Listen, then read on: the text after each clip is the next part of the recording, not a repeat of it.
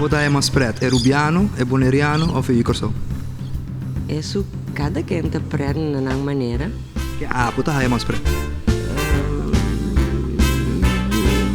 Não pode saber. Boneriano, sim, boneriano interpreta. Não se preta.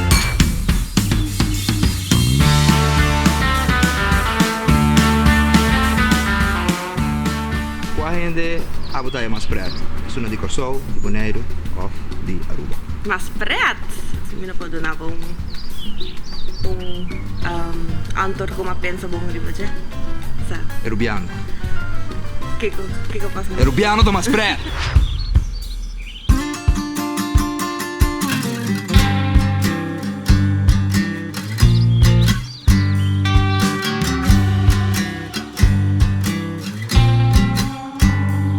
Você diz para de Aruba, mi tengo pergunta papo, quem botar é mais preto? É rubiano, não? E corso e boneriano? Eu gosto, Punchline do my head. se é antoderado, ando dom frisando.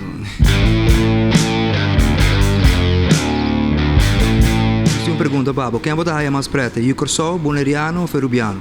Yukarso. Digo, Usualmente Yukarso. tremendo. A mitad es boneriano, mas duas vezes a mim vive boneiro. Aruba, Bonaire ou Curaçao? Ja, waarom denk je dat ik al 9 jaar op Curaçao woon? Als die andere eilanden prettiger waren geweest, had ik daar wel gewoond. Bueno, yo no he ido a Aruba ni he ido a otra isla, pues solamente he estado aquí en Curazao. Para mí los más chistosos son aquí, porque aquí son aquí que conozco. Malo. Sí.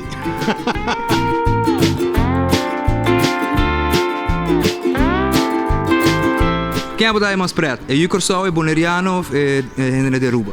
Boneriano. Digo, Não me piato de do. Mas preto, arubano. digo. O sonan sempre de biso rollo.